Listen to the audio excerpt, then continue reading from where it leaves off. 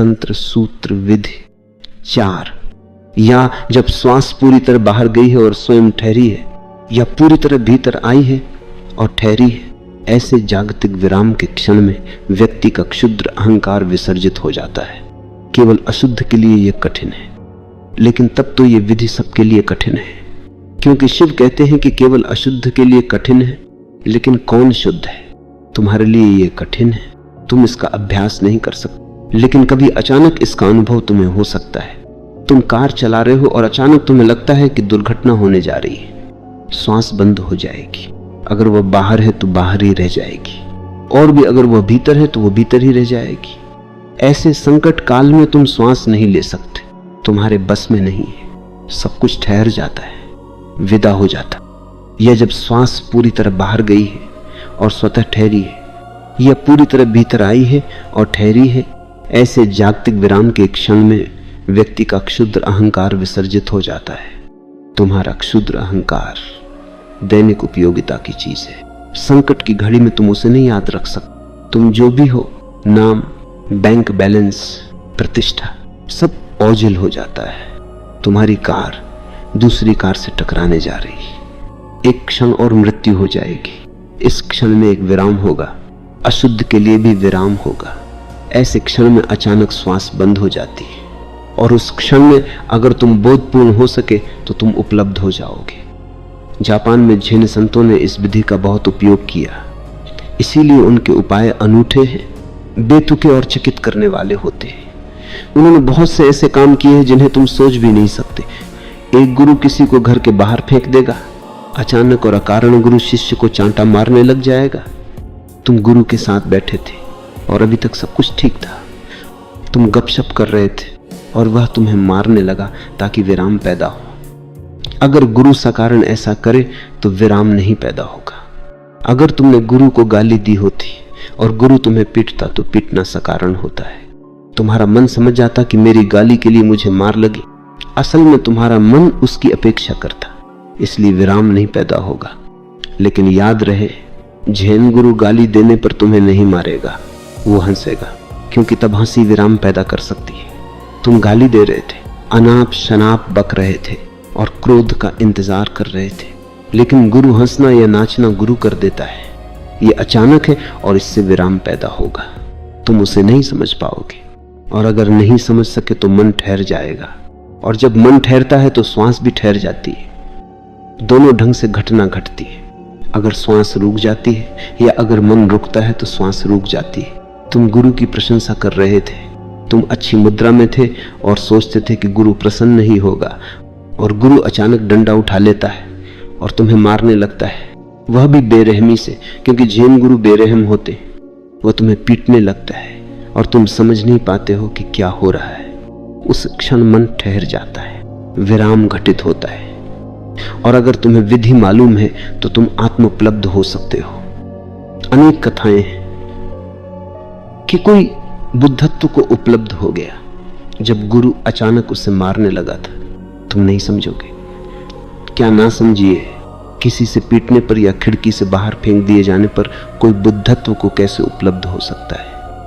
अगर तुम्हें कोई मार भी डाले तो भी तुम बुद्धत्व को उपलब्ध नहीं हो सकते। लेकिन अगर इस विधि को तुम समझते हो तो इस तरह की घटनाओं को समझना आसान होगा। पश्चिम में पिछले 30-40 वर्षों के दरमियान झेन बहुत फैला है, फैशन की तरह। लेकिन जब तक वे इस विधि को नहीं जानेंगे वे झेन को नहीं समझ सकते। वो इसका अनुकरण कर सकते हैं, लेकिन अनुकरण किसी काम का नहीं होता है, बल्कि वह खतरनाक है। ये चीज अनुकरण करने की नहीं है। समूची झेन विधि शिव की चौथी विधि पर आधारित है। लेकिन कैसे? दुर्भाग्य के अब हमें जापान से झेन का आयात करना होगा, क्योंकि हमने पूरी परंपरा खो दी है, हम उसे नहीं जानते। शिव इस विधि के बेजोड़ विशेषज्ञ थे। जब वे अपनी बारात लेकर देवी को ब्याहने पहुंचे थे, समूचे नगर ने विराम अनुभव किया होगा। देवी के पिता अपनी बेटी को इस हिप्पी के साथ ब्याहने को बिल्कुल राजी नहीं थे। शिव मौलिक हिप्पी थे, देवी के पिता उनके बिल्कुल खिलाफ थे। कोई भी पिता ऐसे विवाह की अनुमति नहीं दे सकता है, इसलिए हम देवी के पिता के खिलाफ कुछ नहीं कह सकते। कौन पिता शिव से विवाह की अनुमति देगा? और तब देवी हट कर बैठी। और उन्हें अनिच्छा से खेदपूर्वक अनुमति देनी पड़ी। और फिर बारात आई। कहा जाता है कि शिव और उनकी बारात देखकर लोग भागने लगे। समूची बारात मानो LSD, मारिजुआना, भांग और गांजा जैसी चीजें खाकर आए थे। लोग नशे में चूर थे। सच तो यह है कि LSD और मारिजुआना आरंभिक चीजें हैं। शिव और उनके दोस्तों और शिष्यों को उस परम मनोमय का पता था जिसे वह सोमरस कहते थे। अल्डुअस हक्सले ने शिव के कारण ही परम मनोमय को सोमा नाम दिया है। वे मतवाले थे, नाचते थे, गाते थे, चीखते चिल्लाते थे। समूचा नगर भाग खड़ा हुआ। अवश्य ही विराम का अनुभव हुआ होगा। अशुद्ध के लिए कोई भी आकस्मिक, अप्रत्याशित, अविश्वसनीय चीज विराम पैदा कर सकती है, लेकिन शुद्ध के लिए ऐसी चीजों की जरूरत नहीं है। शुद्ध के लिए तो हमेशा विराम उपलब्ध है। विराम ही विराम है। कई बार शुद्ध चित्त के लिए श्वास अपने आप ही रुक जाती है। अगर तुम्हारा चित्त शुद्ध है, शुद्ध का अर्थ है कि तुम किसी चीज की चाहना नहीं करते, किसी के पीछे भागते नहीं। मौन और शुद्ध है, सरल और शुद्ध है, तो तुम बैठे रहोगे और अचानक तुम्हारी श्वास रुक जाएगी। याद रखो कि मन की गति के लिए श्वास की गति आवश्यक है। मन के तेज चलने के लिए श्वास का तेज चलना आवश्यक है। यही कारण है कि जब तुम क्रोध में होते हो तो तुम्हारी श्वास तेज चलती है। और यही कारण है कि आयुर्वेद में कहा गया है कि मैथुन अतिशय होगा तो तुम्हारी आयु कम हो जाएगी। आयुर्वेद श्वास से आयु का हिसाब रखता है। अगर तुम्हारी श्वास क्रिया बहुत तीव्र है तो तुम चिरायु नहीं हो सकते।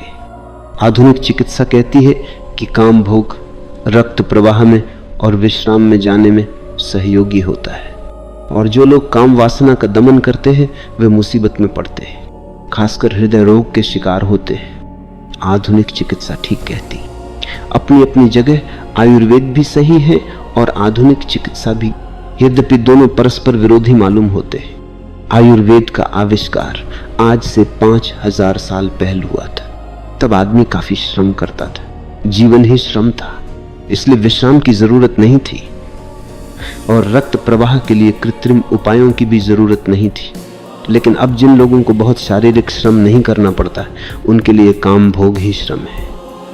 इसलिए आधुनिक आदमी के बाबत आधुनिक चिकित्सा सही है। वह शारीरिक श्रम नहीं करता है, उनके लिए काम भोग श्रम है। काम में उसकी हृदय की धड़कन तेज हो जाती है, उसका रक्त प्रवाह बढ़ जाता है और उसकी श्वास क्रिया गहरी होकर केंद्र तक पहुंच जाती है। इसलिए संभोग के बाद तुम शिथिल अनुभव करते हो और आसानी से नींद में उतर जाते हो। फ्रायड कहता है कि संभोग सबसे बढ़िया नींद की दवा है, ट्रैंक्विलाइजर है। और आधुनिक आदमी के लिए फ्रायड सही भी है।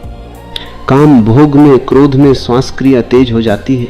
काम भोग में मन वासना से, लोभ से, अशुद्धियों से भरा होता है।